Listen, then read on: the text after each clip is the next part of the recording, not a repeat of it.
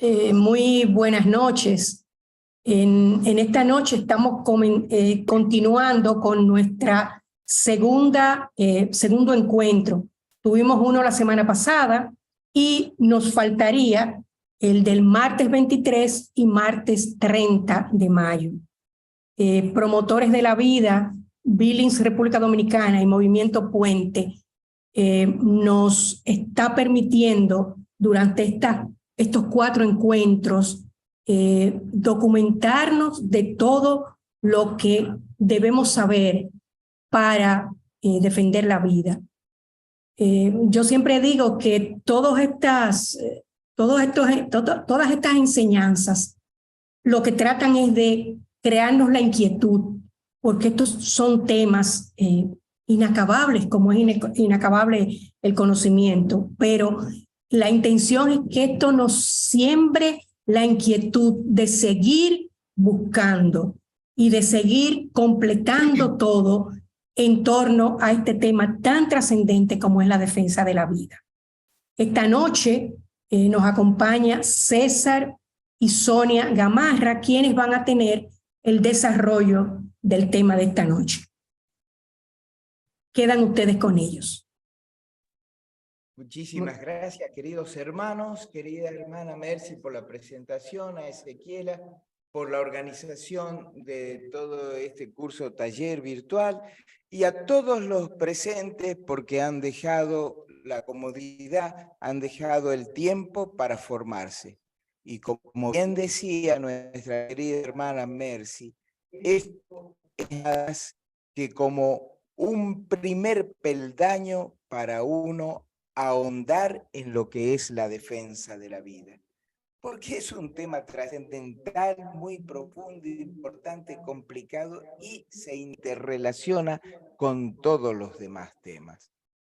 O sea, tenemos que aprovechar estos espacios para volvernos defensores de la vida con todo el ánimo posible. Hoy Sonia les va a presentar los fundamentos biológicos de la vida. Y esto no es para que uno se vuelva un licenciado en biología, sino para comprender de un modo más gráfico y real cómo inicia y dónde inicia la vida. Mucha gente no tiene ni idea de esto y algunos otros saben un poquito, pero hoy nos va a servir para completar datos y comprender este momento que es maravilloso. Adelante, Sonia, muchísimas gracias.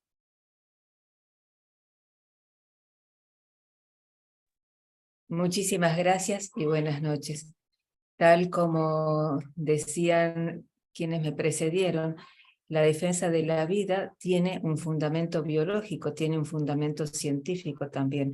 Y por lo tanto, eso es en lo que queremos, en esta noche queremos profundizar. Hay algo que nos caracteriza a todos los seres vivos, hay algo que tenemos en común y es que todos estamos formados por células.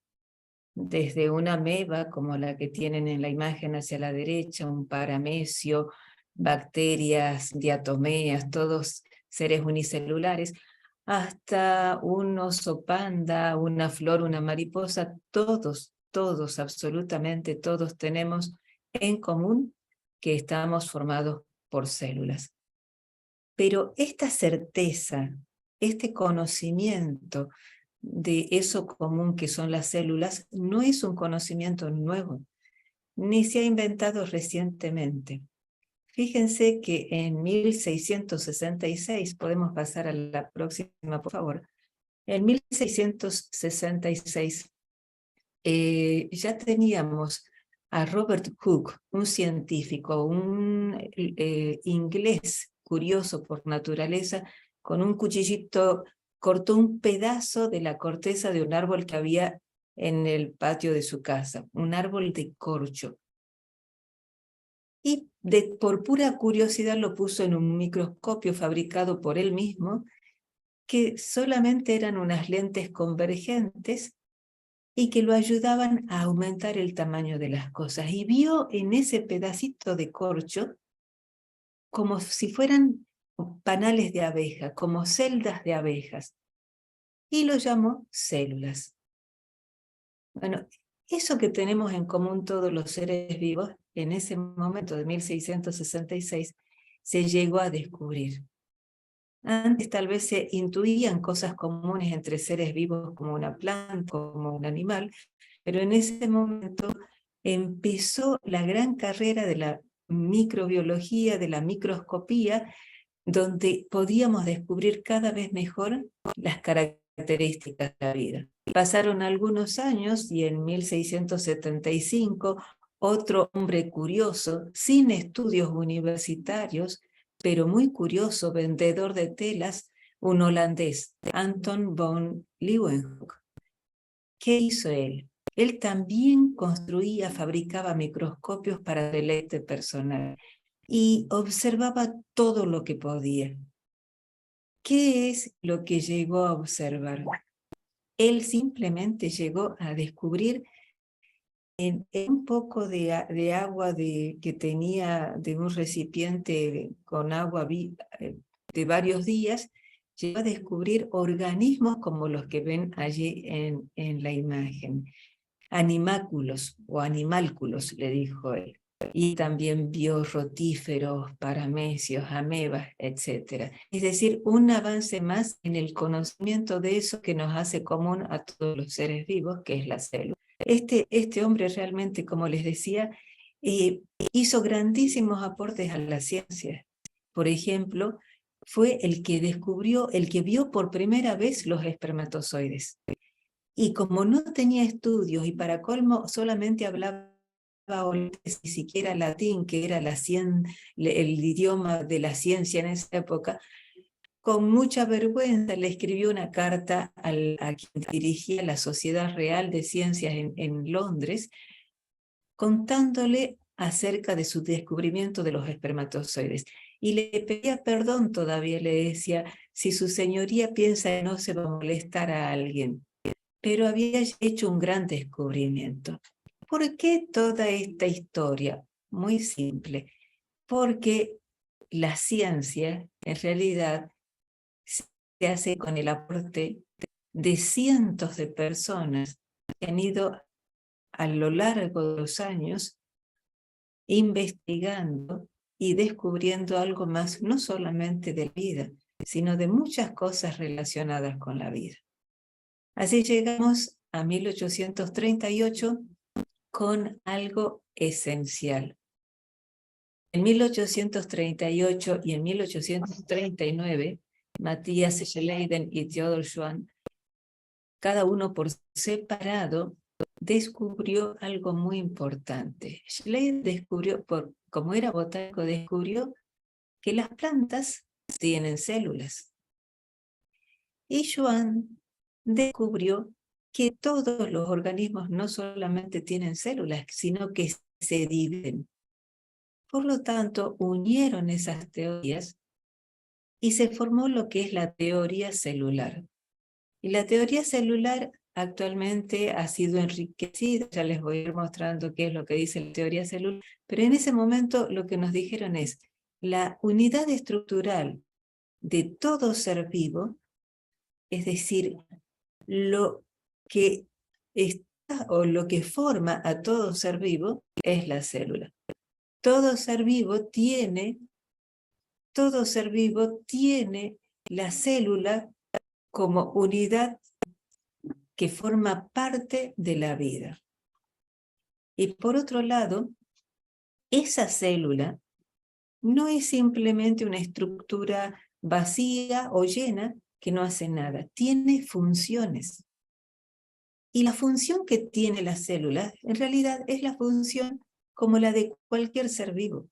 Una célula se alimenta, una célula hace la digestión cuando se alimenta, una célula se reproduce, una célula articulación, igual que nosotros. Y en 1855, Rudolf Virchow también hace un nuevo descubrimiento. Y es que confirma lo que ya habían intuido, lo que ya había intuido Joan, y es que toda célula, al dividirse, va a formar una nueva célula. ¿Qué es lo que significa esto? Si vamos a la próxima, por favor. La teoría celular es el concepto unificador en la biología. Gracias a la teoría celular, podemos decir que todo ser vivo tiene exactamente lo mismo. Es verdad que simplemente como un comentario anecdótico, aquí no nos estamos refiriendo a los virus, ¿sí? Los virus están justo en el límite entre lo que se considera un ser vivo o una macromolécula compleja. ¿Por qué? Porque no tiene membrana celular, porque depende de otra célula para poder reproducirse, etc. Pero cualquier ser vivo, excepto los virus, que son un tema aparte, podemos decir que están formados por células. ¿Qué dice teoría celular? Ese principio unificador en biología. Lo podemos leer allí. Las células son las unidades básicas de organización, de funcionamiento de la vida en todo organismo. Y todas las células preceden de otras células. Eso es la teoría celular en sus principios. Sin embargo, si pasamos a la próxima imagen, por favor, Ezequiela, vamos a ver que, a la próxima, por favor, vamos a ver que esa teoría celular se ha ido enriqueciendo hoy en día. Y vamos a poner 4 puntos esenciales en esa teoría celular. La primera, que ya las dije hace rato, todos los seres vivos están formados por una o más células. Desde una bacteria, desde una ameba, desde la Helicobacter pylori, que es la que mucha gente tiene y que le provoca acidez en el estómago, desde las amebas que a veces nos contagiamos, las salmonelas, que son unicelulares, hasta un mosquito, una mosca, un piojo, un elefante, que somos pluricélulas, lo que tenemos en común, tenemos células. Segundo punto de la teoría celular, que es más actual. Dentro de las células ocurren reacciones químicas. Y esas reacciones químicas son los que permiten la funcionalidad o que funcionen las células. Porque en realidad, cuando estamos hablando de, por ejemplo, que los padres transmiten a los hijos información genética, en realidad lo que están transmitiendo es una información química, porque la base de la vida sí es verdad, es una base biológica, pero también es una base química. Tercer punto de la teoría celular. Las células se originan a partir de una célula preexistente que se divide.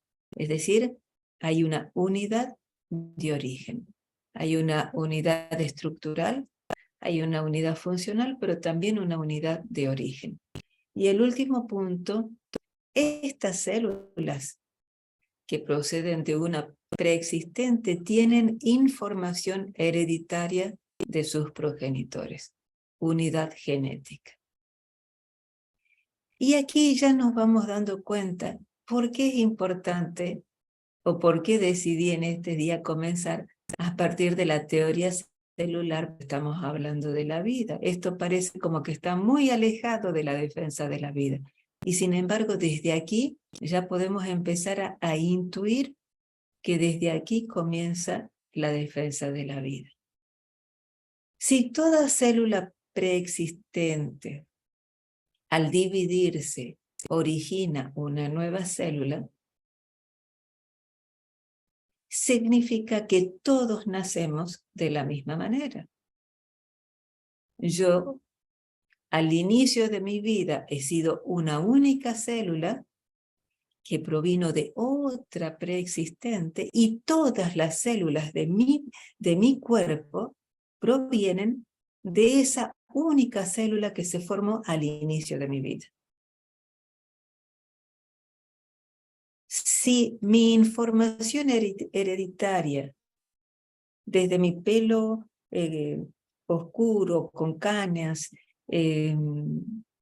la contextura física en general, la forma de los ojos, de las orejas. Y si eso lo heredé de mis padres lo heredaron a su vez de los suyos.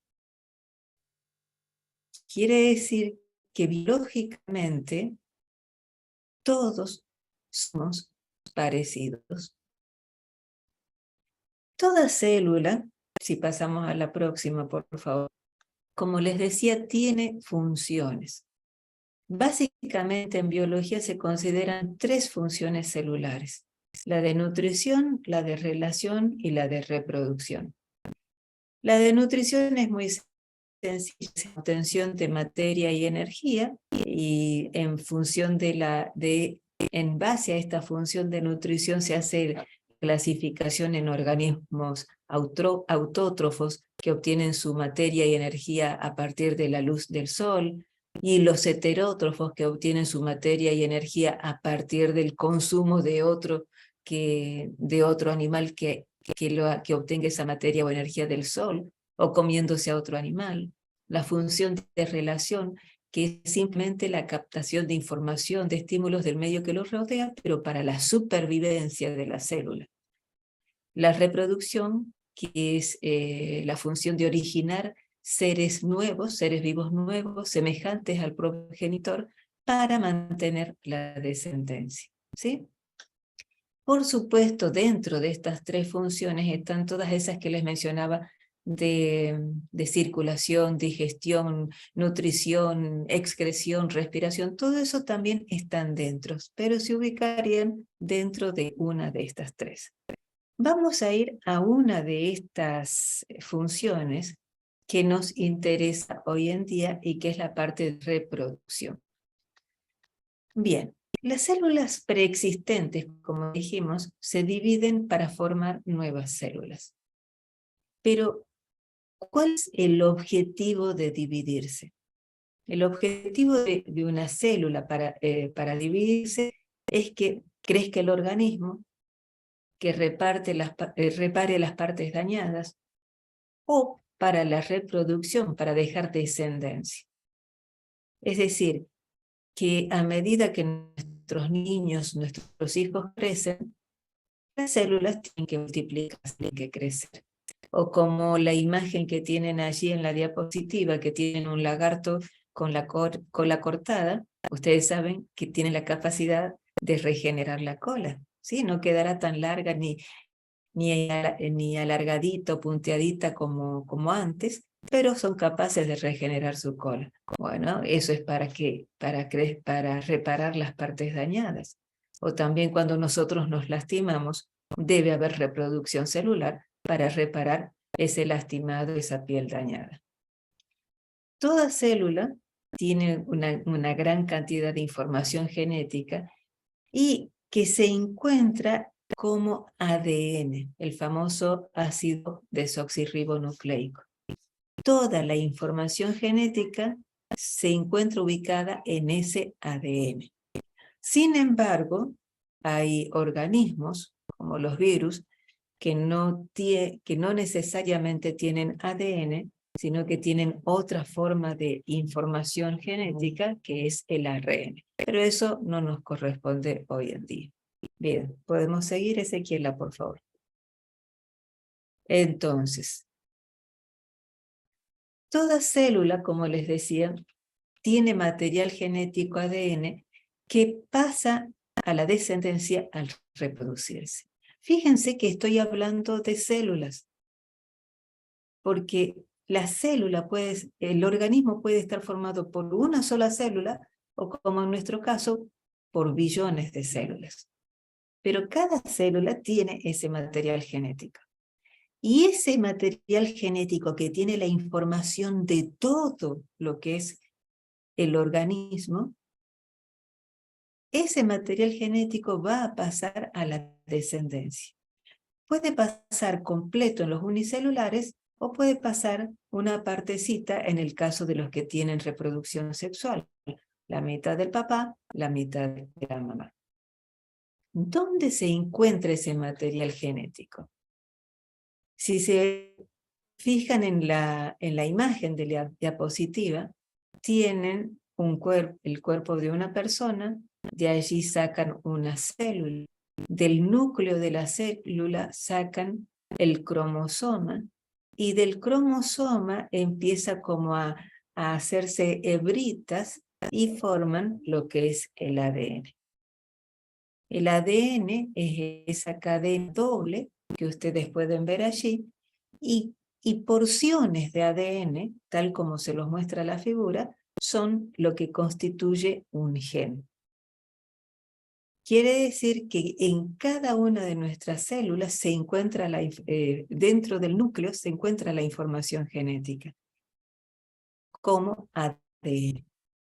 Pero ese ADN no tiene una sola información genética, tiene millones de genes, y cada gen tiene una información para el cuerpo. Por ejemplo, hay un gen que puede decir ojos verdes, y hay otro gen que puede decir, un gen parecido, pero que puede tener otra información, ojos azules. ¿Sí? Entonces, la molécula de ADN se organiza en unidades de información. Esos son los genes. Es lo más pequeñito que puede contener una información es un gen. Ese gen controla toda la actividad celular, y esos genes tienen que ser transmitidos a la descendencia. ¿Qué significa que controla la actividad celular? Uno se le hace fácil entender que, bueno, yo heredé el pelo negro de mi mamá, o yo heredé los ojos oscuros de mi papá. A uno se le hace fácil entender eso, porque uno se ve parecido al papá o uno se ve parecido a la mamá. Pero en realidad, cuando estamos hablando de parte de genética y ADN, estamos diciendo que en esos genes está la capacidad de fabricar sangre, de fabricar glóbulos rojos, pero no cualquier glóbulo rojo, sino los glóbulos rojos de la especie humana. De fabricar uñas, pero no cualquier uña, sino uñas en los dedos, de los pies y de las manos, y no cualquier cantidad de uñas, ni las de las aves, sino uñas como las de las personas. ¿Por qué? Porque el ADN es específico y particular de cada tipo de organismo. Quiere decir que en una célula que se produzca, de esa primera célula ya se sabe si van a ser un pollito, un perrito o una persona. No puede haber ningún cambio, porque el material genético ya ha determinado si es una persona. Y ese material genético, como proviene de una célula anterior, lo que es esa célula anterior es lo que va a ser esta célula posterior. Quiere decir que si mi célula viene de una persona, lo que van a hacer es persona. Cuando una célula se divide, la información del ADN se debe copiar fielmente. No puede haber cambios. Y cuando se copia, esas son las réplicas, esas copias se van a transmitir a cada célula hija. Fíjese que es tan importante que se copien fielmente y se transmitan fielmente, que si llega a haber una equivocación, ocurre una mutación. Y si esa mutación es grande, es muy probable que esa célula no sea viable, no llegue a desarrollarse o no llegue a formarse totalmente. Es muy probable que muera en el camino. Si pasamos a la siguiente, por favor.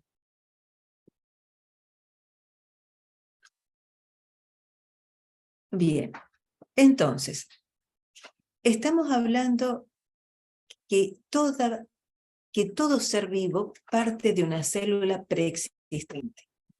Y esa célula preexistente debe dividirse. Eso es lo que se conoce como división celular. Toda célula tiene la capacidad de dividirse. Y solamente hay dos tipos de división celular: mitosis y meiosis. Mitosis, cualquier célula, desde la de un mosquito, bacteria, ser humano, conejo, cualquier célula se divide por mitosis. Pero por meiosis no es cualquier célula, solamente las células de aquellos organismos que tienen reproducción sexual. Quiere decir que división celular por meiosis solamente puede haber en donde haya un macho, una hembra, un masculino, un femenino, un hombre, una mujer. ¿Por qué les doy todas esas macho, hembra, masculino, femenino, hombre, mujer? ¿Por qué no digo hombre, mujer?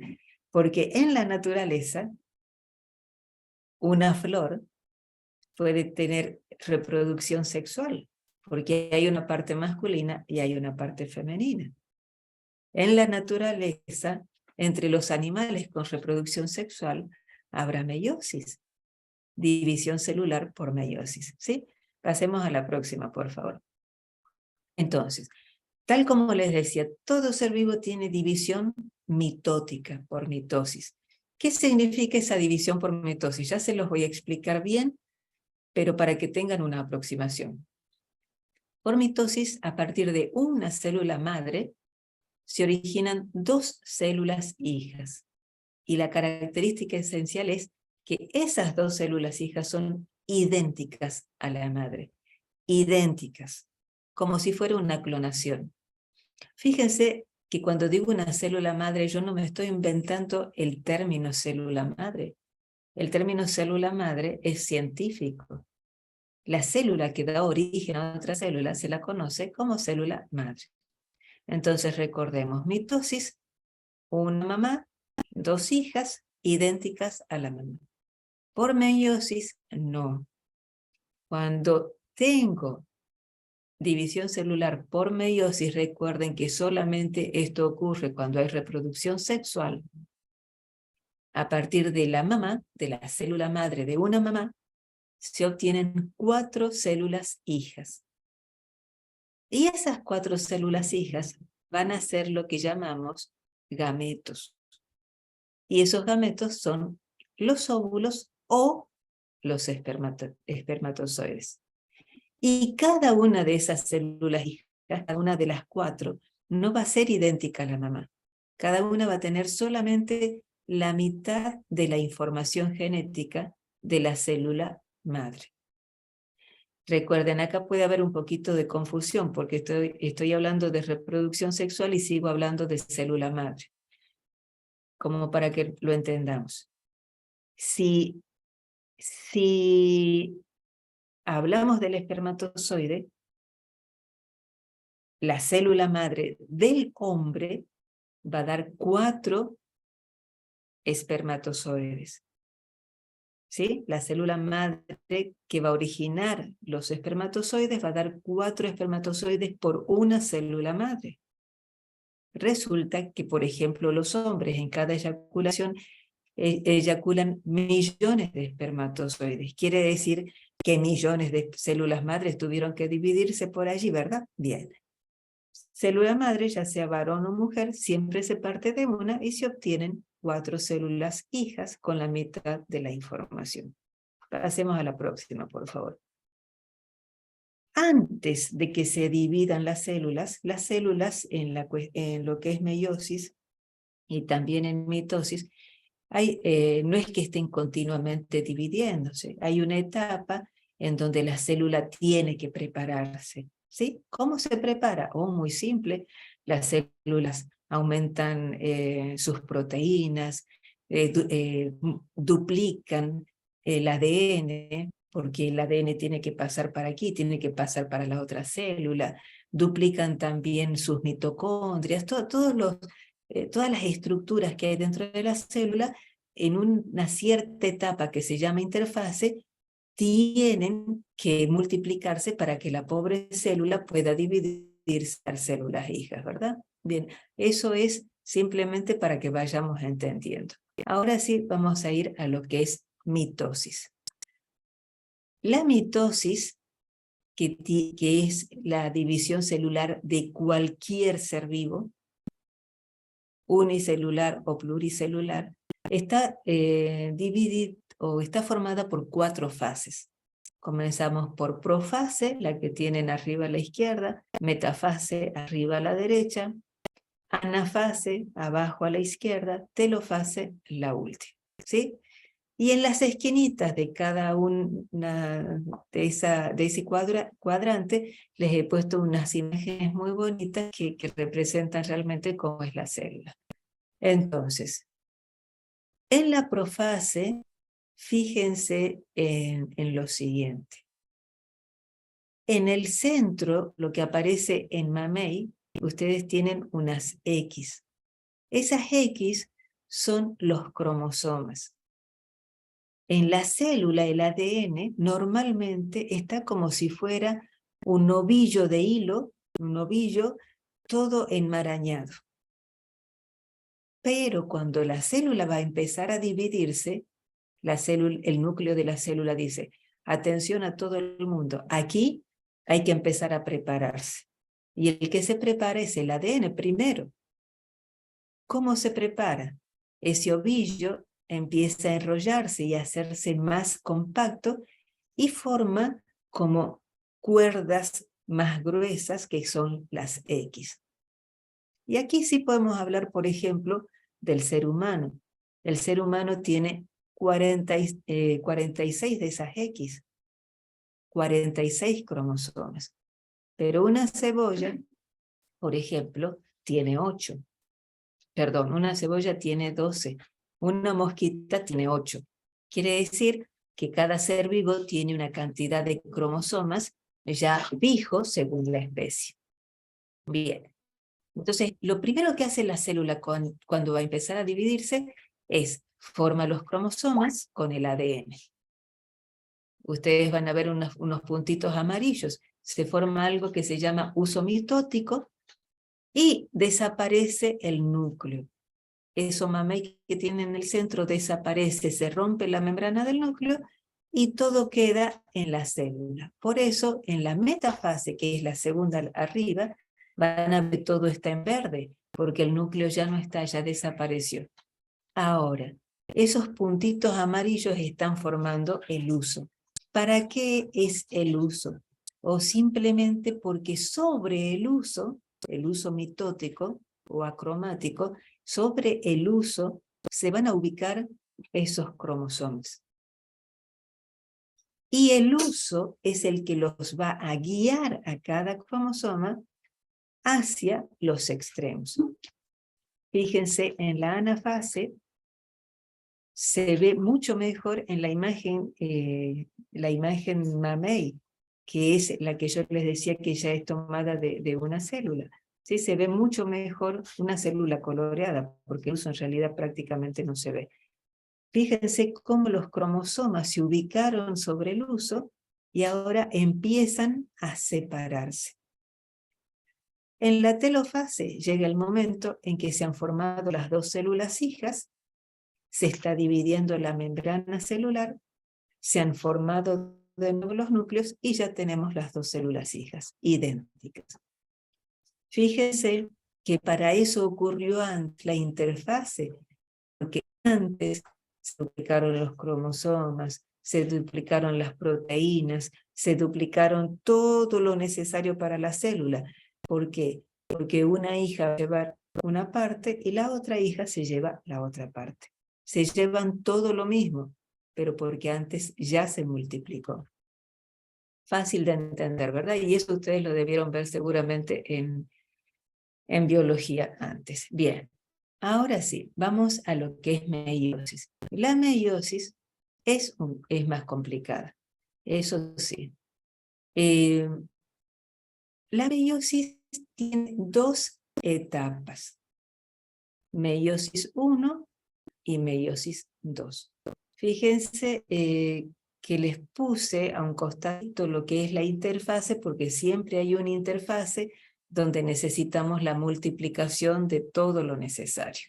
Pero acá debemos estar muy atentos a los colores que tienen los cromosomas.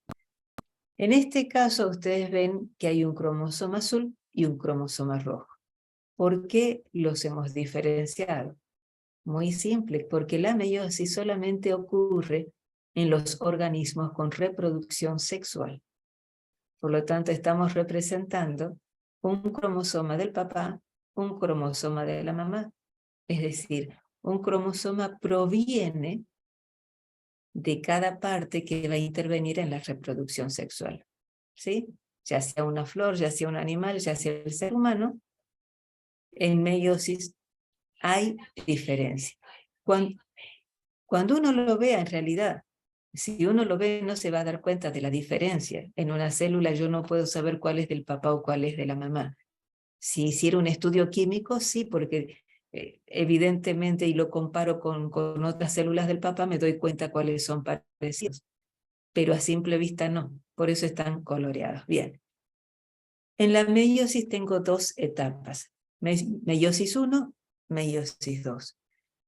Cada una tiene los nombres similares a la mitosis: profase, metafase, anafase, telofase, 1 o 2.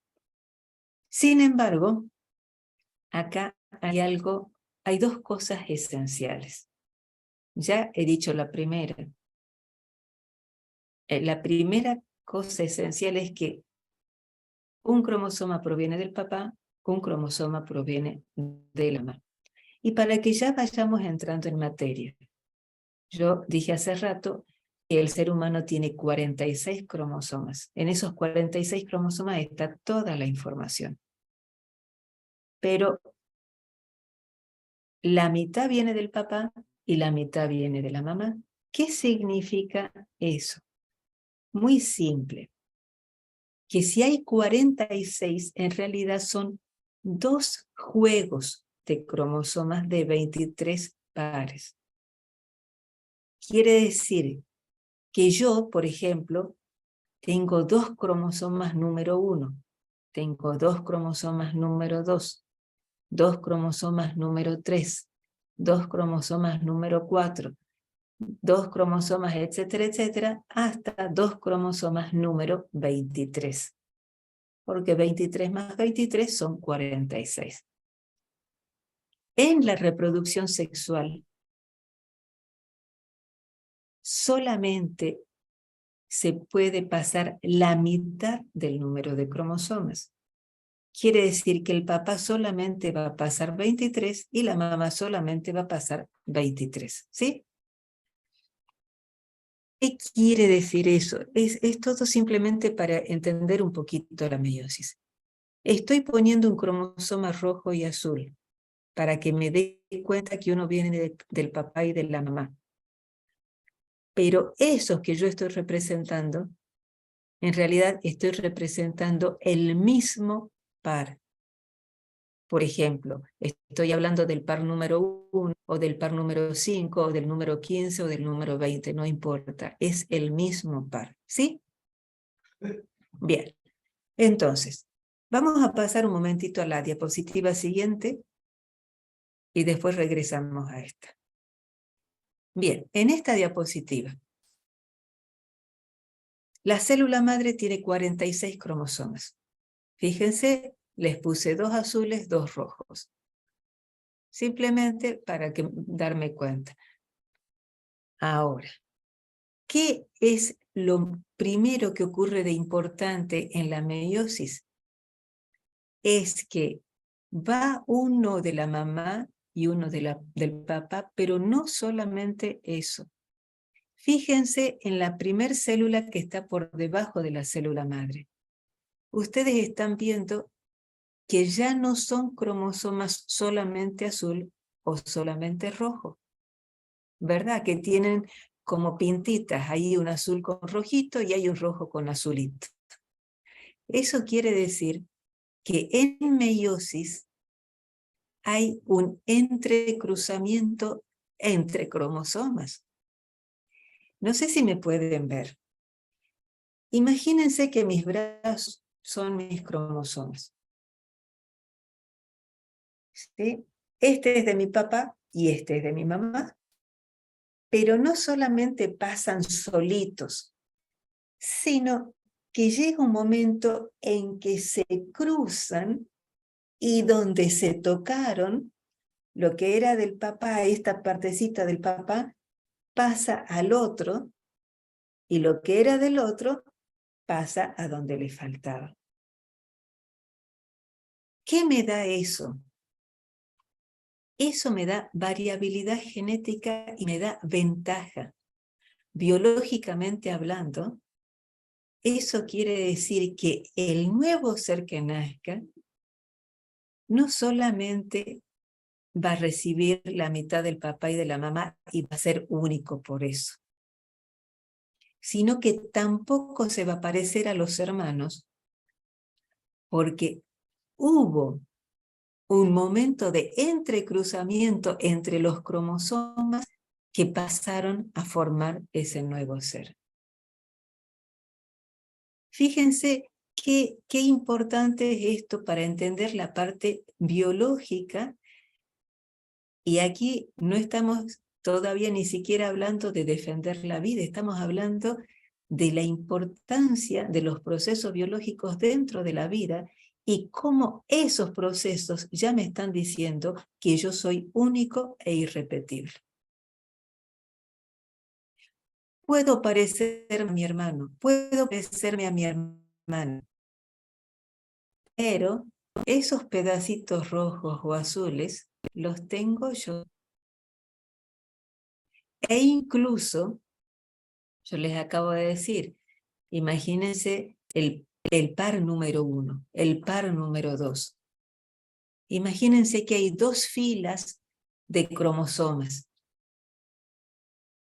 Y vamos a decir, bueno, pasa el número 1 para formar a este hijo, pero ¿cuál de los 2 número 1? ¿El del papá o el de la mamá? Cualquiera. Pasa el número 2. ¿Cuál de los 2 números 2? Eso quiere decir que en cada momento de fecundación, en cada momento en que se forma un nuevo ser, hay una maravilla, una realidad tan admirable que uno realmente no lo puede dimensionar. Ese nuevo ser es único e irrepetible. Ya sea animal, sea flor, sea persona, sea lo que sea. Bien, les voy a explicar un poquito simplemente estos nombres. Cuando hablamos de 46 cromosomas, les decía que simplemente significa que hay 2 juegos de cromosomas, ¿verdad? Los 23 del papá, los 23 de la mamá. Eso se conoce como 2N, lo pueden ver allí en la diapositiva, y eso recibe el nombre de diploide. Pero en la meiosis el resultado es un resultado muy particular, decíamos 4 células hijas, pero que no son idénticas a la mamá, no por los colores, sino por la cantidad, ¿sí? Porque las células hijas solamente van a tener 23 cromosomas, es decir, un solo juego de cromosomas. Ese único juego se conoce como N y la célula se conoce como haploide. Diploide cuando están los 2 juegos, haploide cuando está el único juego. Vamos a retornar, por favor, Ezequiela, a la diapositiva anterior, que ahí vamos a poder continuar porque la meiosis es un poco compleja. Bien, entonces, hay una primera división de meiosis. En la profase de la primera división de meiosis es cuando ocurre el entrecruzamiento. Allí hay una serie de nombres, Paquitene, Leptoneme, que no vienen al caso, pero allí es donde ocurre ese entrecruzamiento y aumenta la variabilidad genética. Después se forman, de esa célula madre, se forman 2 células hijas en la telofase 1, donde ya tenemos los cromosomas con esas diferencias de colores. La segunda división de meiosis es muy similar a lo que vimos en mitosis. Los cromosomas se ubican sobre el uso, ¿sí? Fíjense en metafase 2, se ubican sobre el uso acromático o mitótico. Los cromosomas viajan hacia los extremos, se empieza a dividir el citoplasma, se forma el núcleo, y obtenemos 2 nuevas células hijas. En la primera obtuvimos 2, esas 2 cada una se vuelve a dividir y por lo tanto tenemos las 4 células hijas. Ok. Bien, después vayan anotando las preguntas. Vamos a ir a la siguiente y de allí saltamos a la siguiente, por favor. La próxima. Muy bien. Acá tenemos simplemente una comparación entre lo que es mitosis y meiosis, para que lo vean más o menos. En ambos partimos de una célula madre, ¿sí? En la mitosis obtenemos 2 células hijas igualitas. Fíjense que simplemente hemos mezclado un rojo vino con un rojo claro, un azul oscuro con un azul claro, pero no es que haya mezcla de colores, no es un azul con un rojo, sino es simplemente para diferenciarlos. En la meiosis de una sola célula hija, obtenemos 4 células hijas. Estas 4 células hijas son los gametos, espermatozoides u óvulos, según sea varón o mujer, y acá sí tenemos diferencias en los cromosomas de esas células hijas. Para mitosis, por ejemplo, los glóbulos rojos, cada 120 días se tienen que ir fabricando de nuevo. Por lo tanto, cada 120 días hay mitosis para fabricar glóbulos rojos para renovar la sangre. ¿Qué más? En la piel constantemente hay mitosis porque la piel se va renovando constantemente, la parte superficial, sí, la epidermis. En meiosis no.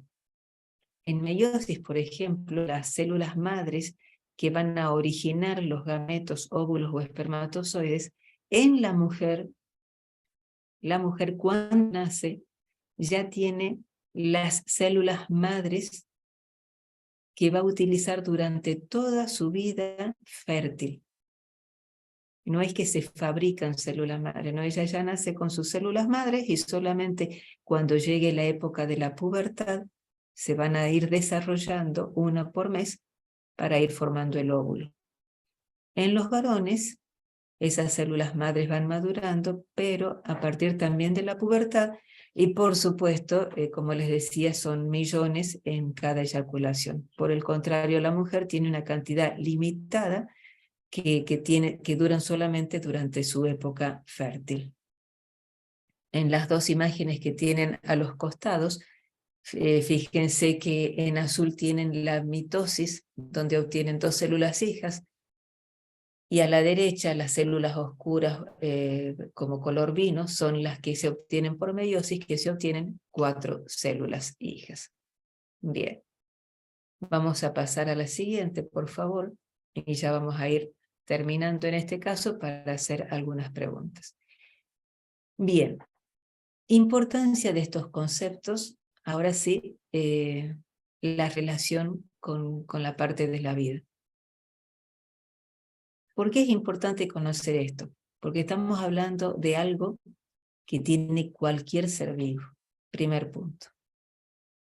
Segundo punto, ya lo mencioné, si toda célula proviene de otra preexistente y esa célula al dividirse da una igualita a ella, a partir de la cual se va a formar un nuevo ser, si es unicelular o por la unión de 2 células sexuales se forma un nuevo ser, quiere decir que estamos hablando de 2 individuos diferentes, 2 vidas diferentes.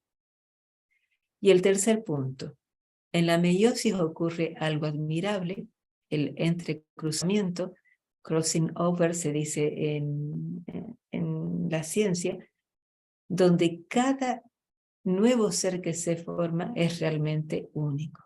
Tendrá la información de sus progenitores en un 50% de cada uno, pero ya es diferente por eso y se le añade el entrecruzamiento. Por lo tanto, eso lo va a caracterizar por su unicidad, por ser único e irrepetible y diferente a la que le dio el ser.